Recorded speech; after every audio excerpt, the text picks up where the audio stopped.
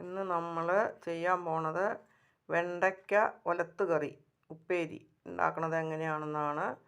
ഇത് വെണ്ടയ്ക്ക നമ്മൾ നീളത്തിൽ അരിഞ്ഞ് വെച്ചേക്കണതാണ്. ഇത് അരിയണതിന് മുമ്പ് വെണ്ടയ്ക്കയിൽ വെള്ളം ഉണ്ടെങ്കിൽ നന്നായിട്ട് തുടച്ച് കളയണം, ഇല്ലെങ്കിൽ ഞോളക്കെട്ട് വരും.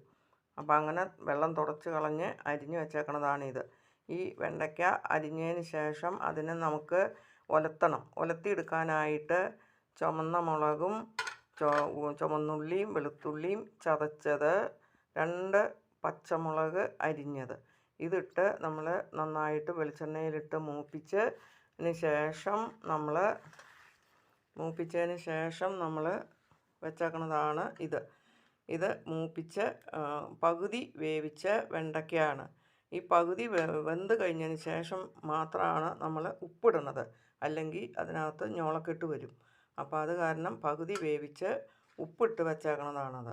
അപ്പോൾ ആ ഉപ്പിട്ട് വേവിച്ച് കുറച്ചും കൂടെ വെള്ളം നന്നായിട്ട് വറ്റിച്ച് എടുക്കണം. ഒരുപാട് വേവരുത്, ഒരു പാകത്തിന് വേവണം. അങ്ങനെ വെന്ത് വെച്ചേക്കണതാണ് ഈ ഉപ്പേരി. ഇത് കൂട്ടി നമുക്ക് ചോറ് കഴിക്കാം. നല്ല ടേസ്റ്റ് ഉണ്ട്. പിള്ളേർക്കൊക്കെ ഈസി ആയിട്ട് ഉണ്ടാക്കാം.